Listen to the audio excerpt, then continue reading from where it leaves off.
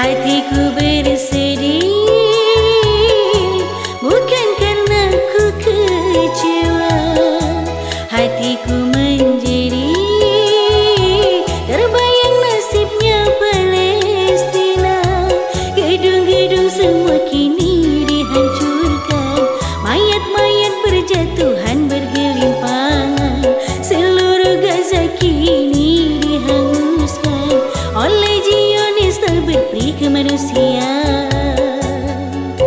Ya Allah, kutuklah kaum munafik. Ya Allah, lindungilah semua bangsa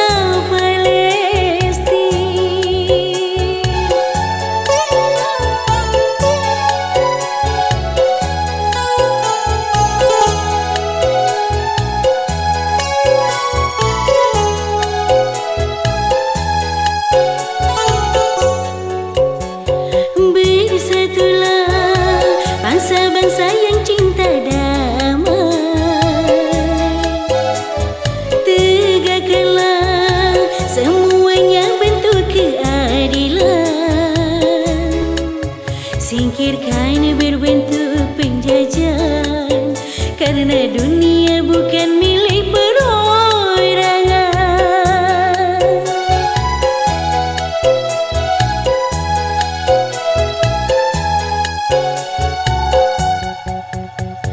Hancurkanlah yang berbentuk kezaliman, musnahkanlah yang berbentuk penindasan. Dunia ini hanya milik Tuhan, tak perlu takut pada pemimpin berhati setan.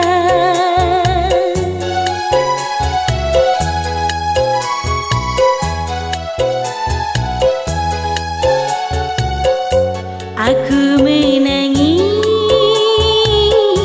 bukan karena putus cinta. Batinku menjerit melihat derita Palestina. Hatiku bersedih bukan karena ku kecewa. Hatiku menjerit, terbayang nasibnya Palestina. Gedung-gedung semua kini dihancurkan, mayat-mayat berjatuhan bergelimpangan. Seluruh Gaza kini dihanguskan oleh Zionis tak berperi kemanusiaan. Ya Allah, kutuklah kaum munafik.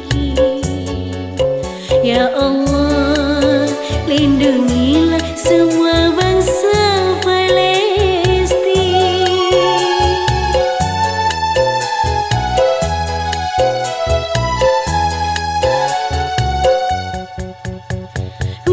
Bersatulah bangsa-bangsa